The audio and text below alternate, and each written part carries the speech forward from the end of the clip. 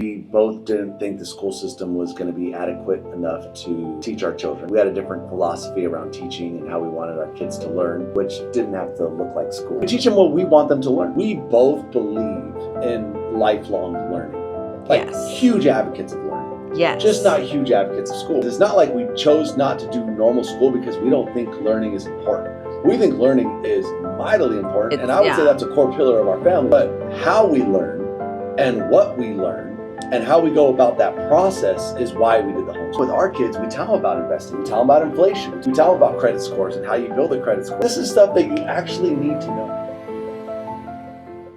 Welcome back to the Married with the Muchicas podcast. Has a ring to it. Yep, we are Richard and Haley Muchica.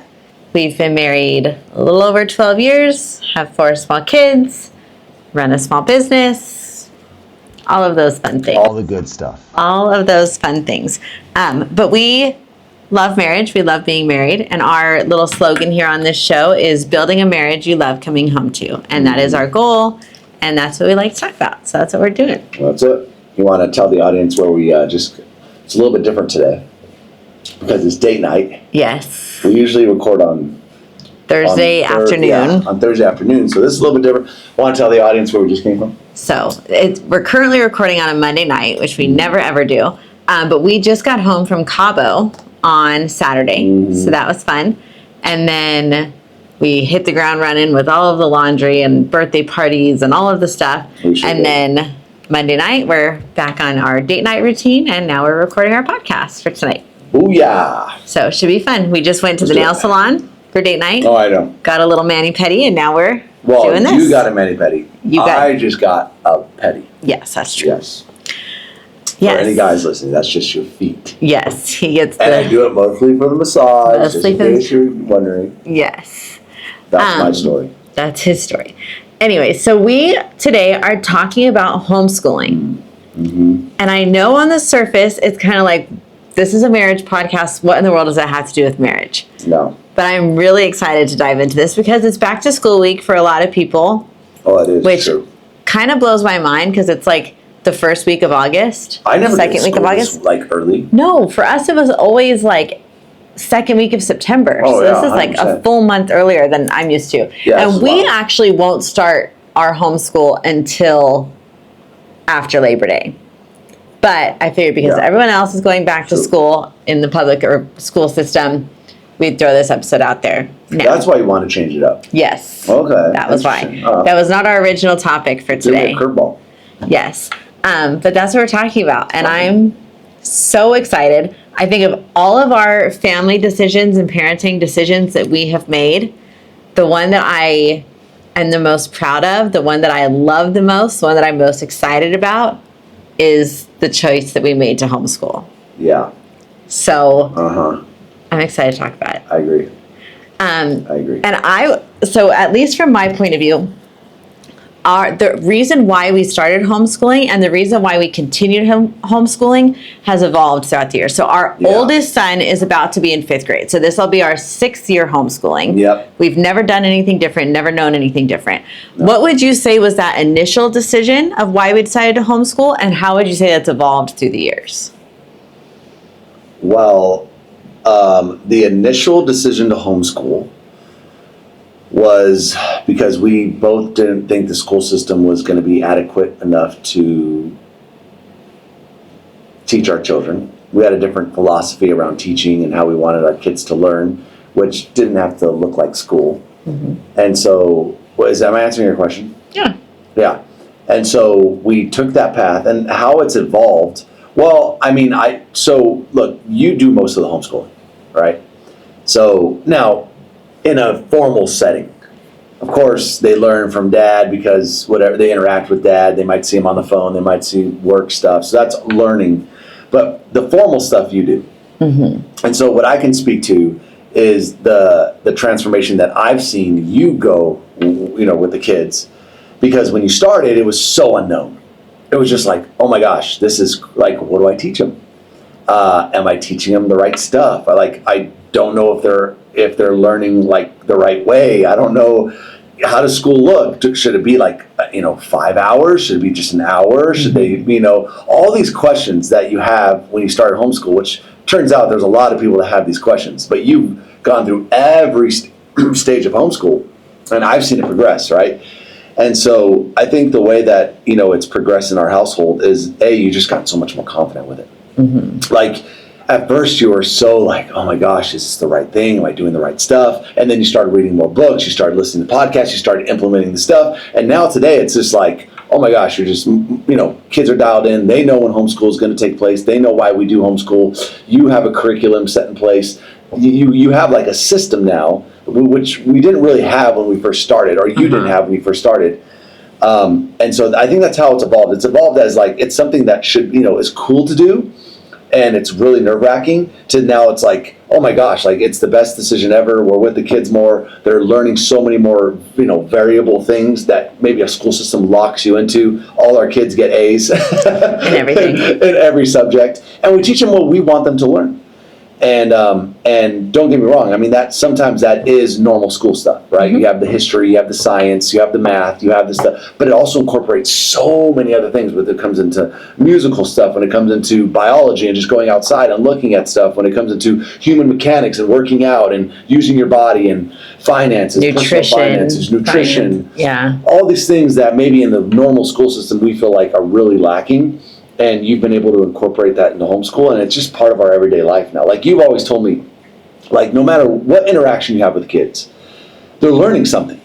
And when you're at school, you don't get those interactions. Somebody else has those interactions, and you can't control those interactions. Mm-hmm. And so I think it's been a pretty cool journey from where we started to where we are now, and the confidence that I think that you especially have in it, and you're so secure in it, mm-hmm. and you're so like, oh my gosh, this is the best decision ever. So I think that's been a really cool, neat journey that I've been able to see. Were you ever, because I can't remember like ever sitting down and us having a conversation that was like tense at all when it came to homeschooling. No. Like, I don't remember it ever being an issue. It's just, to me, it's always just felt like such an extension of our life and just like what we do. And so yes. So I remember our oldest was 18 months old when I first got the bug of like, I think we're going to be homeschoolers. And at that time, we didn't know anyone who ever homeschooled. Like, I didn't know anybody. Yeah, it was just kind of a thing. It was starting to kind of becoming a thing. Like, I can't even really explain it other than it just felt so natural. Yes. And so I remember at that time feeling like, okay, I don't know anybody who's ever done this. I don't know anybody that's doing this. So I knew intuitively that I needed to submerge myself in like books and podcasts that were going to make this feel more normal to me because it was so abnormal in our circle. And so I dove really, really heavy into books and podcasts and learning from the time our son was like 18 months old. Yes, you did. And because you never were homeschooled, and I was never homeschooled. I don't have friends that were homeschooled. And I didn't have friends that were homeschooled either. Yeah. Yeah. But did you ever feel like, ooh, I don't know if this is a good idea, or were you on board from the beginning? No, I was pretty much all on board from the beginning. Yeah. Well, because again, love it or hate it, controversial, I just think school is just... And I went to school, and I did the school thing, and I went to college, and I did the whole thing. But I just think it's a bunch of nonsense. Yeah. So when you said homeschool, I'm like, dude, that makes perfect sense. Because look, at the end of the day, I truly believe in a couple things. If you know how to read, and you know how to write, and you know how to do basic math, you're pretty much ahead of the game, right? Like from there, everything else you can learn. Mm-hmm. But you got to have those fundamental skills. So as long as you have that, I'm fine. I don't care what you do. Yeah. That's my philosophy on it. Mm-hmm. So. But no, I wasn't ever like, no. Maybe you more so. I don't remember it ever being a contentious conversation. I know a lot of, at least from what I've heard, a lot of moms have to kind of go head to head with their husbands in this arena before their husband kind of comes around. And I just didn't ever feel that with you. No reservations on it. No, there really weren't. No. And so I'll say, so the reason why we started and how that's evolved and changed from my point of view. So the reason why we started, and like I said, my son was 18 months when I had this realization of like, I think I'm going to be a homeschooler. And that was really for me because I just felt like everything in me in my biology, in my bones, just screamed to like keep my babies close. Like the idea of sending him off for a couple hours a day was just like unfathomable to me. Yeah, like how can I do that? I knew in my bones that I couldn't do it. And I just knew that for our family, it wasn't right. And so that was my initial reason. And as that's evolved, I think the biggest thing that I've noticed is just the relationship that our kids have with each other. Mm-hmm. Of course, they're siblings and they get on each other's nerves and stuff, but I mean, they really are best friends. Like, the boys have each other, the girls have each other, but even within that little mix, like, they all have such unique relationships with each other. And I just can't even imagine, like I said, our oldest is going to be in 5th grade. If he had gone to kindergarten 6 years ago, he just would have missed so much time with his siblings that's one of the, like, hands down, one of my favorite things and why I will never stop homeschooling is for that. But also, I feel like homeschooling, okay, and I think this is what people have to understand, is that it's not a school day that like fits into the 8 to 3 and then we're done and then we go about our day. Yeah. It's like, not that. Yeah, it's not that at all. Totally not that. It's so woven into the fabric of just what our family is and what we do that it's all the time. It's all the time. It's all the time. Yeah. And it's a conversation we have on the way to football practice or doing our Bible reading before bed. Or it's all the time. Yes. And we both believe in lifelong learning. Like huge advocates of learning. Yes. Just not huge advocates of school. Yes. And so I want to make that distinction because it's not like we chose not to do normal school because we don't think learning is important. We think learning is mightily important. And I would say that's a core pillar of our family is learn, right? But how we learn and what we learn and how we go about that process is why we did the homeschool. Right. And I felt like my experience in the school system kind of stole that joy of learning a little bit. And me too. I had the same experience. And I was told to learn things I wasn't interested in. Yeah. I didn't want to learn it. I didn't want to learn it. Yeah. So I really felt like I wanted to keep that joy of learning alive. And of course there's things that they don't want to do sometimes. And I think that's part of life. I think that's good for them. I think that you should still have to read for 30 minutes even if you don't want to. That's part of life. But I think that the fervor for learning should be kept alive always. And I think school can kind of snuff that out a lot. It can. It really can. And I got strong opinions on this. I mean, I truly believe that schools are many indoctrination camps. I mean, you look, you send your kids there for 8 hours plus a day. If I look back at my childhood, you want to know where all the bad things I learned from and all the bad things I did? You know where they happened? Yeah. At school. Yeah. Why? And it's even a scarier world now. And I don't say that to fearmonger because I think that the family unit is the most important thing. But, oh my gosh, like we've got kids in our neighborhood and stuff that some of the things that they say and come out of their mouths and things that they know at such a young age, I'm like, oh my gosh. All the nonsense I learned in school, I mean, in my childhood was from school. Mm-hmm. All of it. All the bad people I met was at school. Yeah. All the negative influences were at school. Like, all of it. So I think, and then not to mention, I didn't learn about credit cards probably until I was in college. Yeah. I didn't learn about personal finance until I was in college. I didn't learn about, all life skills until literally, I didn't hear the word investing until after college. I didn't even know what investing was. How is that possible? Yeah. So like now with our kids, we tell them about investing. We tell them about inflation. We tell them about how the government actually prints money and how money actually circulates the economy. We tell them about credit scores and how you build a credit score. Like, when do you learn this stuff? Yeah. Like, this is stuff that you actually need to know. But I think the hard thing with those things, right? Like our perspective on a credit score is very, very personal. It is. And the school system can't teach all, like they try their best to teach all these different points of view, but they can't teach it all. Yeah. And they can't, like, I don't want my kids necessarily learning all the points of view. I want them learning my point of view. And then when they get older, they can decide what they believe. Because they learn out of a textbook. and the textbook guides on what you say and what you don't say. Whether or not you even implement the textbook yourself as a teacher, but you're taught you have to implement this thing. You know what I mean? Yeah. And so, I mean, I can go on and on about school. Now, there's a lot of people that have their kids in school. I'm not going to. Yeah. And that's not like, fine. hey, you got to pull them out or anything. But just realize, I think it's very important that you realize that they are being indoctrinated in another way, shape, and some way, shape, or form. Yeah. And I'm really not of the mind that everybody should homeschool. Yeah. Because I think if you're not going to do it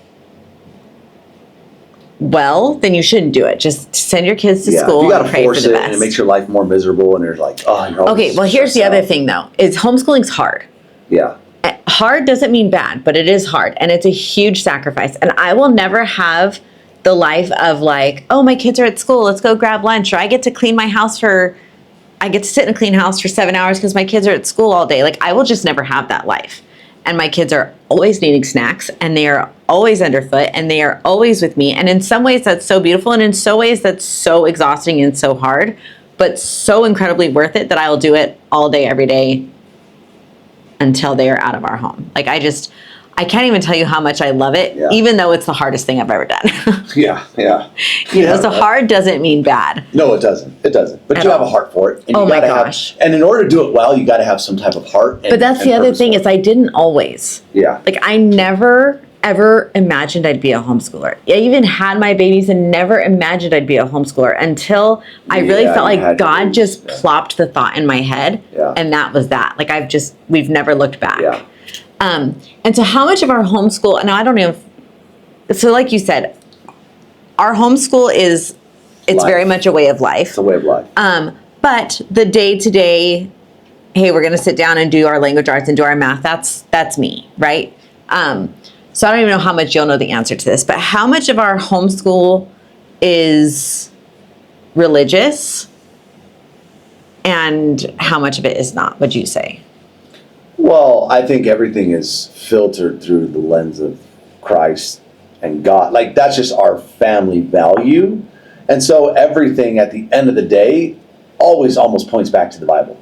It could be science, it could be math, it could be day-to-day finances, it could be whatever. But we always try to almost like go back to the Bible as a family. So I would say it's almost 100. It's not like it's outwardly religious. Like we're saying, oh, in John 1:16, it says this, and but there's a lot of that. But there is. It's not. But that's very little, right? That's very little part of it. But the undertone of the house and how we run everything is religious. Yeah, that's kind of what I would say. Like, it's almost like a tapestry that's all woven together, and you can't just pluck out the one thread because it's so ingrained in who we are that like it's not something you can pluck out. Yes.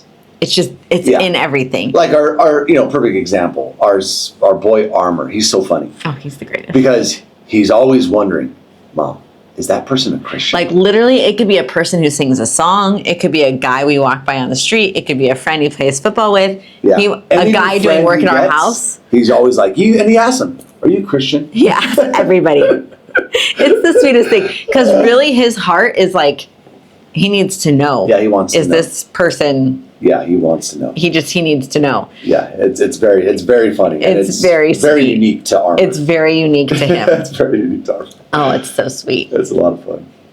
But yeah, I would say it's not all, but you get it. Yeah, well, when I was, this is probably right after we got married. So I was 24. I was a nanny for a family, and this family was not a Christian family, and I had been with them for a very long time, and I would share with the kids, and they were pretty open to it. And I had bought the kids some Bibles, and I would read with them or whatever. But then I remember she took me out to lunch one day and was basically like, hey, I think I had talked to the oldest about Revelation and maybe like scared him or something. Yeah. And she had taken me out to lunch and was like, hey, I need you to stop talking to the kids about this. Oh, I didn't know this. And I remember telling her, I'm not. I just remember telling her, so I'm sure you've heard of the Penn and Teller, the comedian magicians. Okay. Magician, yeah. So the really tall guy, I don't remember if that's Penn or Teller. I think that's Penn. But whatever. He tells this story about a fan who came up to him after a show and was just telling him how much he loved the show and how much what a big fan he was, or whatever. And then afterwards, he was telling them, he shared the gospel with them. And Penn is a devout atheist. But he remembers telling the guy, like, I have so much respect for you and for what you're sharing with me, because if you really believed that a train was coming for me and that I didn't see it and I didn't know it was there and you never told me about it, that would be not be a very loving thing to do, right? Yeah, exactly. So I remember sharing that story with her and she being like, look, I understand where you're coming from and these are your children and I respect that, but also from my point of view, there's a train coming that you don't see and I have to tell you about, and I have to and I remember telling her, this is such a part of who I am that it's not something I can remove. It's just not. And you're doing it out of love. I was. And I can understand as a mom, if somebody told me that after I had told them to not share something with my kids, that is somebody I would remove from my child's life. Now I had a good enough rapport with this family that was not what she did, and I think she kind of respected where I was coming from, but I just really knew I'm just going to tell you honestly that's just not something that I can do. It was asking you to not be you, right? And it's how do you do that? I just couldn't do that. But I feel that way about our homeschool also. It's just so woven into it that it's not its own distinct thing. No, it's just part of the whole thing. It's part of life. Yeah, it's part of life. So I think that's been a really cool thing with homeschool. Mm-hmm. Yeah, I think people would be amazed because I think, to your point, homeschool is such a weird term because nobody knows what it means. Because everybody has a different perception of it. And because if you're doing it right and you're doing it well, it's going to look different for every single family. Yeah, your homeschool is not going to look like someone else's. To make sure everybody understands, it's homeschool is such a creative form. Mm-hmm. It's like art. It's not school at home. It's a completely different entity. Yeah, it's so hard maybe for people to imagine this. You don't just sit your kids down for 4 hours and they do regimented tasks. I mean, you could, but then you'd be losing all the benefits of homeschooling. Yeah, that's not the point. It's much more. How we do it is a much more organic type of process. Mm-hmm. And look, if the kids are maybe not feeling it that day, then maybe they're not feeling it. Maybe something has to change in the energy, the mood, shift, get them outside. Maybe a different way of learning, whatever it might be. Yeah. And you've had to deal with routines and different strategies and where to do it and what time to do it and after a meal or before a meal, while I'm cooking, while I'm not, you've learned so many different. Oh my gosh. And this is not going to be a tactical tips and tricks episode, but I'll tell you the one thing I have learned as a homeschooling mom is that food always softens those edges. Yeah. So you told me about this. So one thing I started doing is I start our day with a breakfast charcuterie board. Yeah. And so I just put this little board on the table. I try to make it pretty and I add as many different options as I can. And that gets the kids to the table without an argument. Yeah. It's food brings. It's everyone wants to be at the table. Yes. And then they know that our school day is going to start along with that, but they willingly come to the table. And it keeps them there and it keeps them quiet a little bit longer. And then it's amazing what a cup of tea in the afternoon can do if you could just make a snack. And I love to get little china teacups and pots and make the whole thing, right? And that's a really good middle of the day. But food softens the edges of homeschooling. So I really, that's my one tactical tip I'll give you today. So let me ask you this. Okay. How do you think homeschool has made our life better? Oh my gosh. In what ways? Practical ways. The ways are endless. Yeah. Oh my gosh. So sibling relationship is a huge one. Oh, that's a massive one. Yeah. We're always together. We're always together. And I would say it's really allowed us to sit very solid in what our family values are. Without the push and pull of other family values coming into play. It's just like I said, our kids have always been homeschooled. It's all they've ever known. It's just part of who we are and what we do.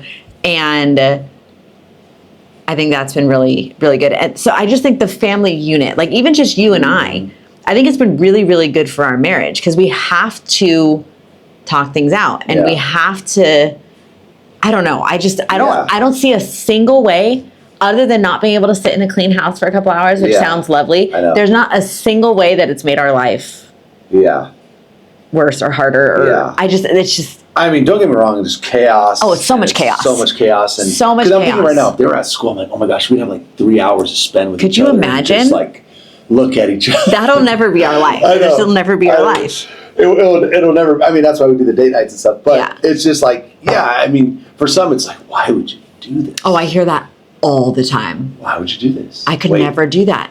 you know what I get asked all the time? Wait, does your wife homeschool all of them? I'm like, yeah. Yeah. And everybody gives me the same reaction. Adios mia, they do the whole cross and the thing, and they're like, oh my God, how did she do that? I know. Oh my And God, honestly, every time I hear that, it like kills me a little bit. Kills you? It like makes me sad. Yeah, because your heart. And yeah. I understand where people are coming from. And I don't mean this in like a judgmental way at all. Yeah. But one thing I feel really, really strongly about is like part of your job as a parent is to make your children enjoyable. And if they're not enjoyable, like that's true.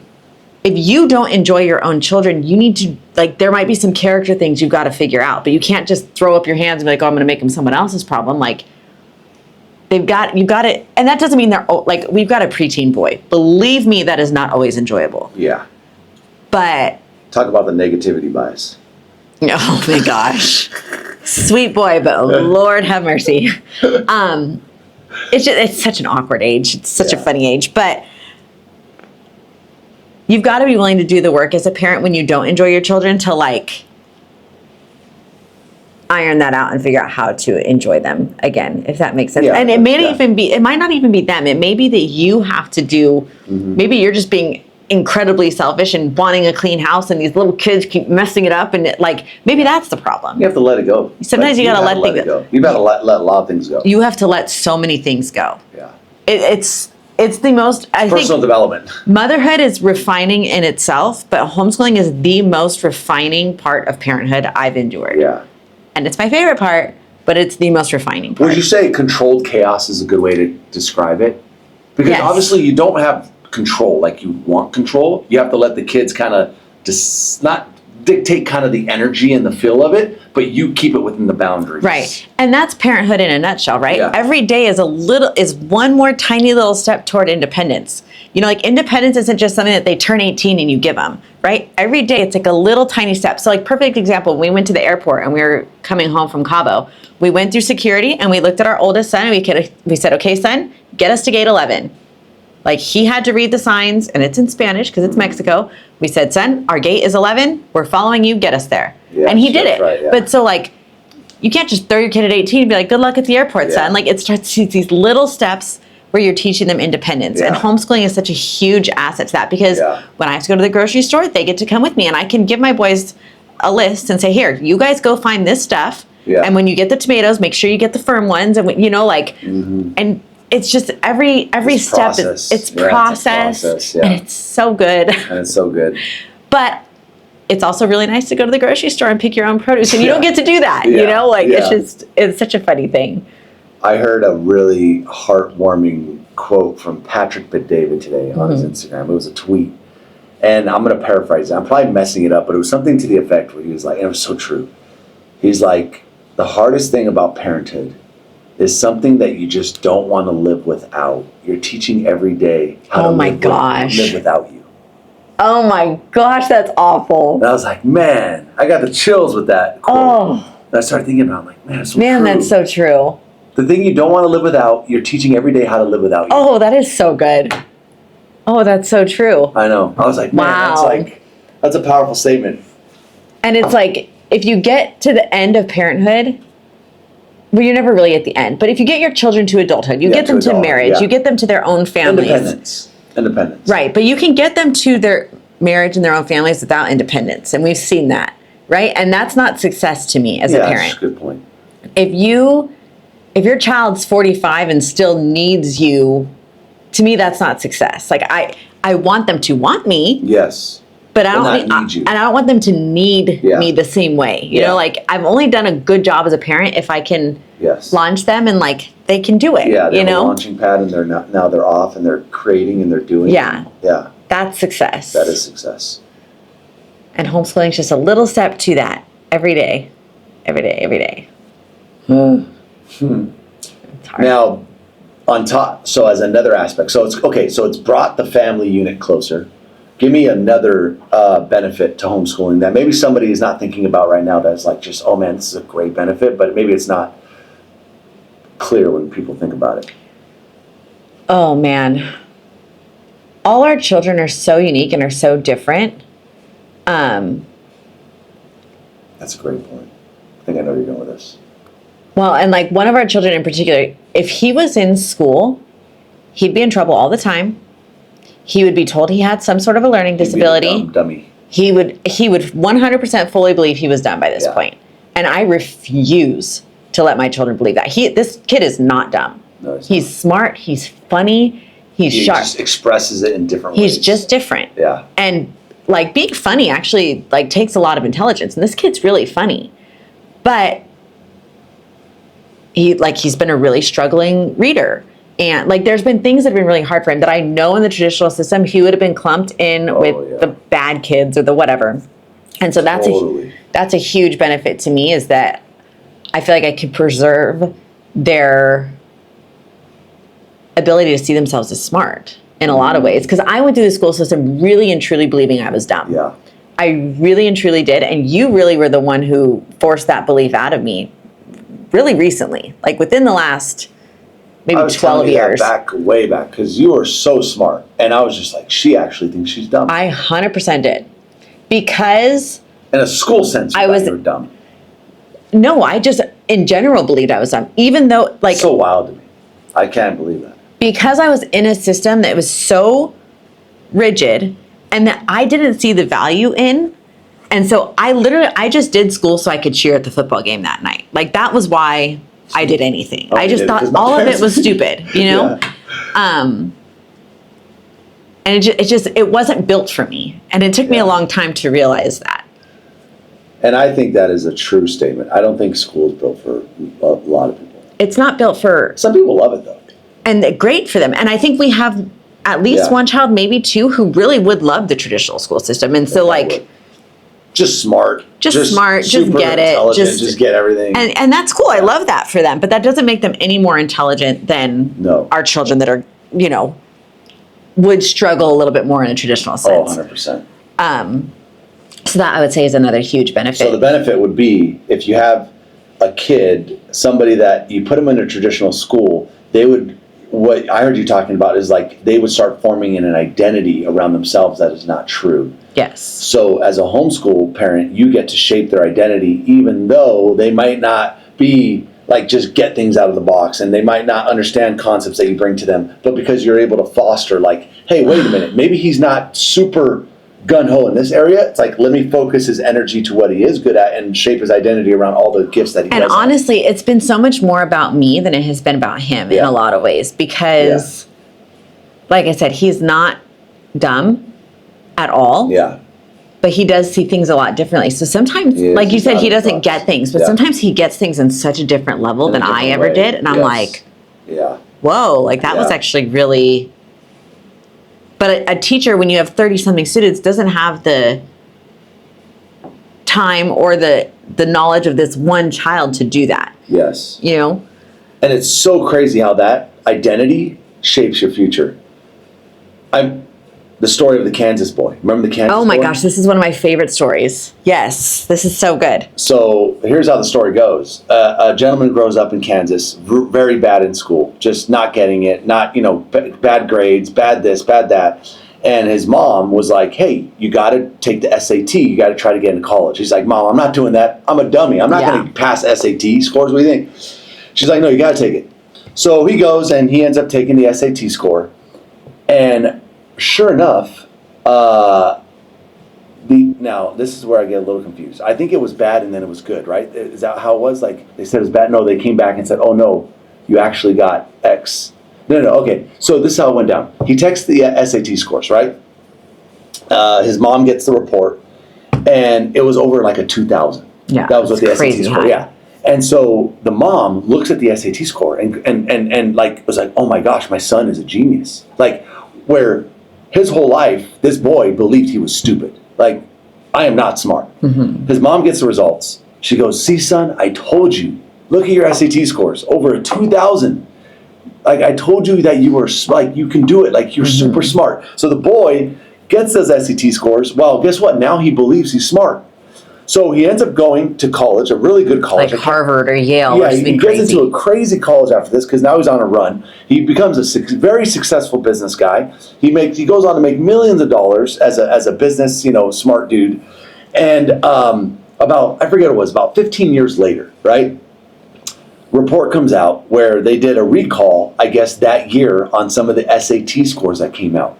And the 2000 score that he thought he received was something more like a 700. Yeah. It was like one of the worst scores you could possibly get on an SAT.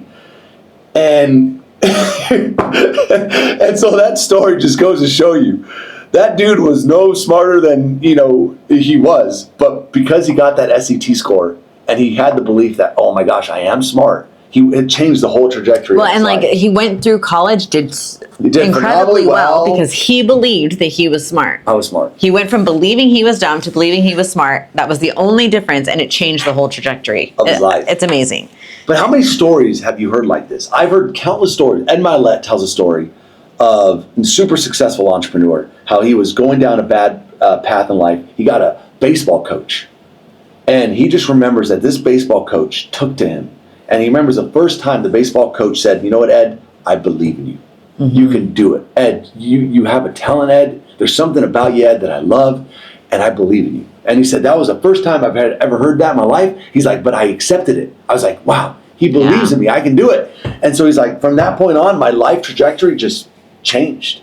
He started doing more things, had more confidence. Yeah. And so it's like amazing, these little identities that you can really shape in your kids' life. Well, I just talked to Armor about that yesterday because we have a neighbor and really sweet kid, but kind of one of those latchkey kids. It's like, I don't know how or if his parents ever know where this kid is. Like, it's kind of a strange situation. He's just around all the time. But really sweet kid. Yeah, he is. But he was around yesterday and Armor told him, now I also had to have a conversation with Armor about not telling people things that are going to hurt their feelings. But Armor told him that he's a bad kid, and even my cousin said you're a bad kid. And I was like, son, that is not true. And I made sure to tell this kid, like, hey, you're not a bad kid. You're a great kid. Like, everyone makes bad decisions sometimes. Have you made some bad decisions? Sure. But you're a great kid. And so I told Armor after this friend left, I said, son, what you have to understand is people will always live up to what's expected of them. And I know you guys have heard me use that phrase before because I really, really believe in it. Mm-hmm. But people will live up to what is expected of them. And so if he believes that everyone just thinks that he's a bad kid, he's going to just throw up his hands and be like, well, I'm bad, so I'm just going to do bad things. Yeah. He needs to know that somebody really believes that he's good, that he can do good things. I was like, and we can be that for him. Yes. Like we're going to choose to be that for him. That's really good. That is really good. That's a good learning moment. And we've had to have conversations with this kid before of like, hey, we love having you around, but if this happens again, you're not going to be allowed to come around anymore. Because there were some pretty serious things. So you need to be wise with that belief also. But as long as you are around and you're observant and you have the ability to be that belief for somebody, why the heck not? Why the heck not?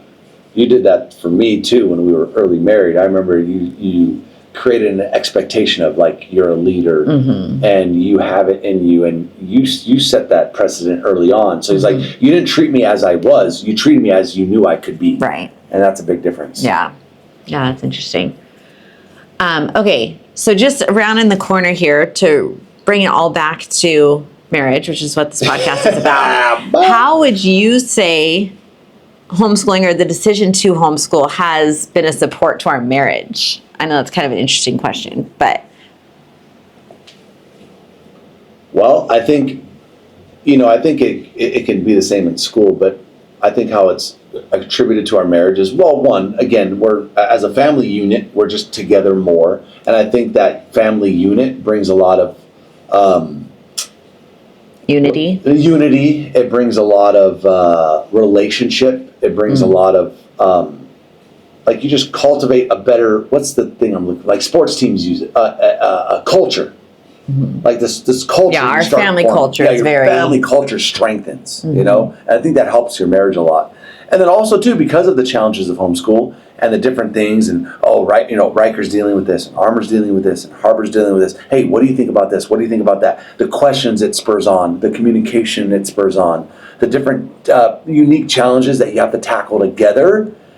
As opposed to like with school, sometimes you just don't know because they're just off for 8 hours and who knows like what's going on. So, but because it's so like in the household, you're able to tackle these things together as a unit. And I think that really helps the marriage. And I don't know, as I'm thinking about it right now, I just really love the unity portion of it and the culture building. Yeah. You know, I think our family has a culture and that is very ours. That is very ours. Yeah. And it's independent. And I think a lot of it, that is shaped because of homeschool. Mm-hmm, that one decision. Yeah. How would you say that we have weathered, because we've had people who've kind of been like, are you sure you want to do that? Like, how long are you planning on doing this? Like, those kind of people who are not super on board, not super sure. How have we weathered those kinds of things? I don't think we weather them at all. I don't even think about them. Do you? Just based off that answer, probably more than you do. Okay. Yeah, I don't give it a second thought. Yeah, like if somebody says in a day like, oh my gosh, why would you guys like? I never go home and like, does it ever cross my mind again? Because I am so positive that this is the way to go for us that it's like nothing else matters. Mm-hmm. That's how I feel about it. Yeah. But I'm like that with a lot of things. Like I sleep easy at night. With no nonsense. Well, this is totally just a funny side story, but we had 2 of our kids in a traditional medical in a hospital setting, and then we had 2 of our children at home.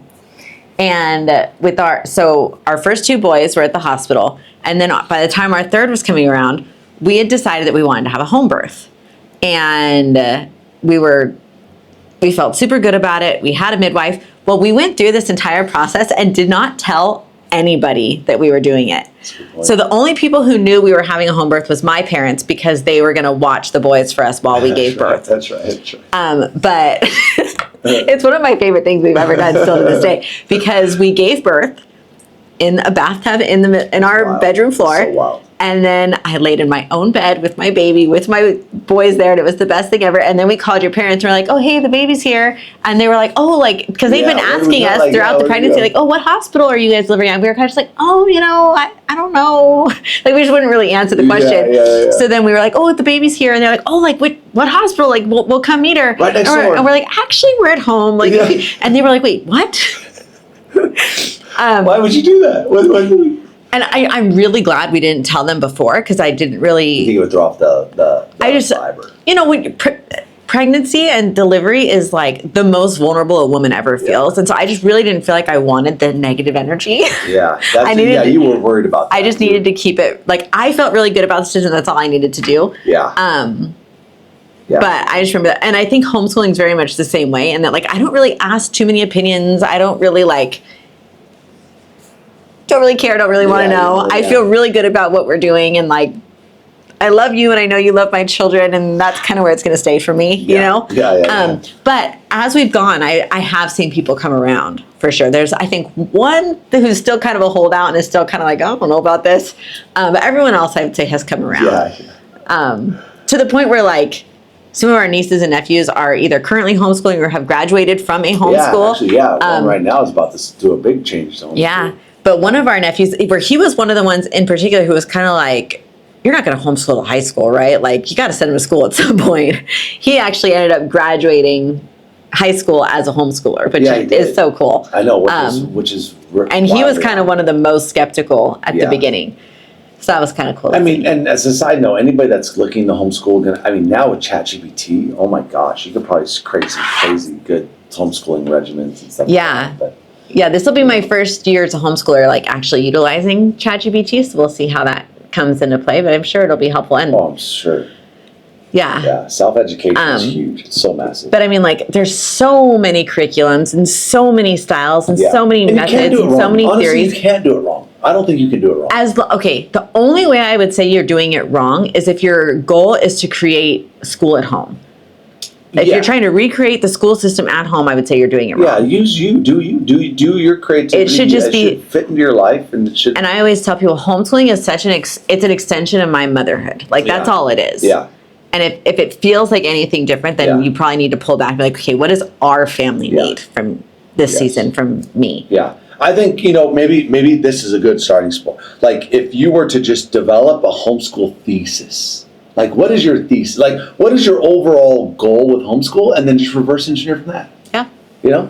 And that'll be different for every single person. For us, just so people know, it was like we had the conversation around normal schooling.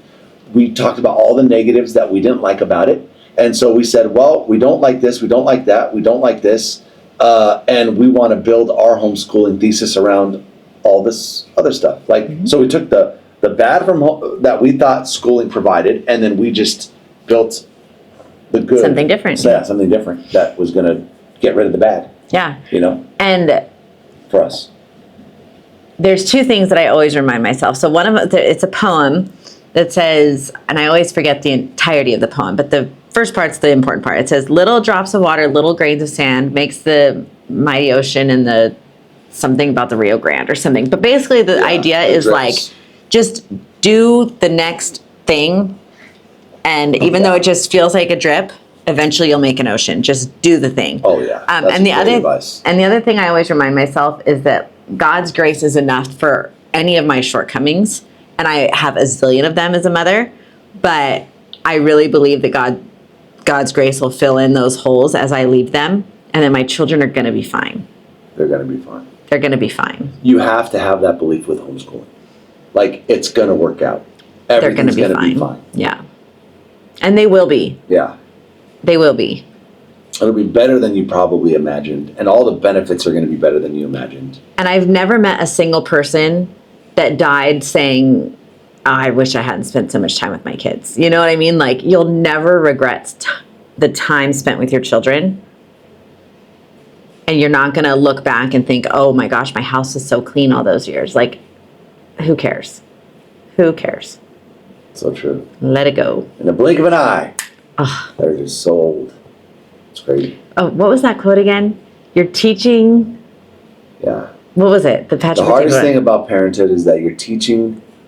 Thing you can't live without. The person you don't want to live without, you're teaching how to live without you. Yeah. Oh. I'm going to put that on the mirror somewhere. Yeah. It's crazy. And so, like I said, we're not going to start our homeschool year for another month or so. And as we get closer to that day, I will be on Instagram sharing a few more of our tips and tricks and tactics and stuff. I think a lot of people are interested in that. Because over the last 6 years, I've learned a lot and evolved a lot. I feel like it's dead cheap. Okay, and somebody asked that question, so I do want to address that real quick. Well, the way we do it is cheap, at least. Somebody said their 3-year-old starts preschool in September. She wants to homeschool when it's kinder time, and she's praying that they can afford it. And I totally get that.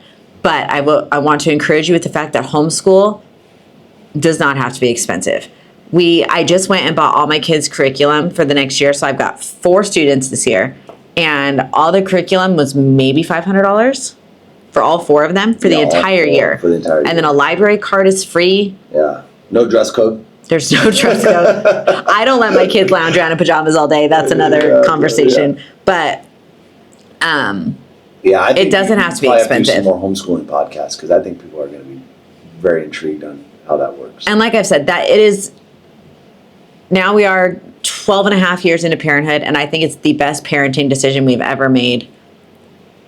I will die on the hill that it is the greatest thing ever. As hard as it is, it's just, I just don't see a world where you... It's very rewarding. It's so rewarding. And I just, like I said, we've got a preteen boy and there's struggles, but I want to be the one to walk him through and see him through these struggles. I want to be there. I want to know what's going on in their hearts and their minds. I don't want to give that time to someone else. That's right. That's right. Yep. But that was it. That was a fun one. Homeschooling. Oh. So before we go, I'm going to recommend 3 books that I think everybody who's even considering homeschooling should read. One of them right now is called Teaching from Rest. I think it's the best homeschooling book ever written. I try to read it every year. It's a really short book. Gotta read it. Another one is called For the Children's Sake. Excellent book. And then the third one, it's just called Homeschooling. And it's by an actress who was on Full House. But why I think that book is so beneficial if you're a new homeschooler or considering homeschooling is because what she does is she goes through all these different homeschooling philosophies and all these different families and what their homeschool looks like. I want to say she touches on like 12 different philosophies and 12 different families. And so it was just really beneficial in those early years to figure, even just to see that like, oh my gosh, this can look so many different ways. This is not just like a one size fits all thing. So I'd say if you're considering homeschooling or just starting homeschooling, that's a must read.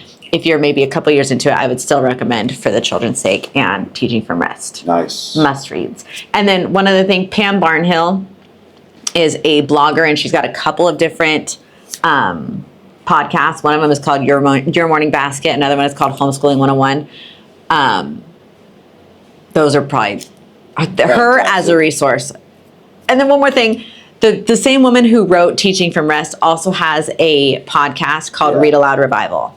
We could probably put those in the show notes. Yes, I will put them in the show notes, but those are the must read, must listen if you're thinking about it or in the trenches of it, either way. Da-doom. Yes. Give us one more final thought on homeschooling, babe, before we go. One more final thought on homeschooling. My final thought is this. I think the thought of it can be terrifying. But I think your advice was probably the best advice is you can't, you look at an elephant and you're like, dude, how the freak am I going to eat that thing? But you just do it a bite at a time. Mm-hmm. And you look at how far we've come.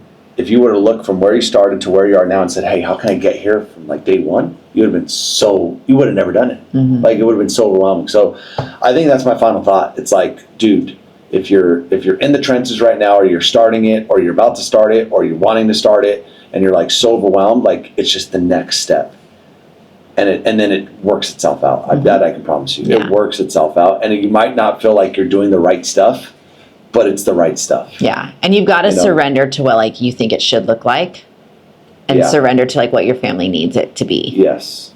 Yeah. And I have one final thought that I want to leave people with. Now, predominantly to moms, because that's typically who's doing the day-to-day homeschooling. You are exactly the mom your children need. You're not the children your nephew needs, you're not the mom your nephew needed. You're not the mom your neighbor needed. You are the mom that your children needed. And God knew what he was doing when he gave you to your children. And so go with that instinct. Go with that instinct. Your instinct is such a gift. Yeah. And you taught your children how to ride a bike. You taught them how to use a fork. You taught them how to go to the bathroom. You can teach them how to read. You can teach them how to do math. It's just an extension of your motherhood. And if you feel inadequate to teach your children, and you went through the school system, and here you are feeling inadequate to teach your own children, why would you send your children into the same system that left you feeling so inadequate? That's a good point. You're a human being. You're capable of learning. You can learn with them. You only need to be a day ahead of your student, right? All you need to do is be one day ahead. You can learn anything. So jump in. Don't put them through the same system that left you feeling stupid. Forge a new one. You can do it. You can do it. I just want all moms to know that they can do it. Yeah, you have the power. You can do it. Well, I think that's a good phrase to leave off on. You can do it. Yes, that's it. I'm so passionate about this. I get so excited about it, but I gotta stop talking. I can see it. You can go for days. I could, but okay. Thank you. Take me to dinner. I'm hungry. Take me to dinner and like, subscribe, share all that stuff. The podcast, and leave a review. Please leave a review. I would love to see your reviews on Spotify, Apple Podcasts, even YouTube. You can't really, but those two would. A comment on YouTube would be good. Comment would be helpful too. So yeah. Peace out. All right. All right. Thank you. Love you. Bye.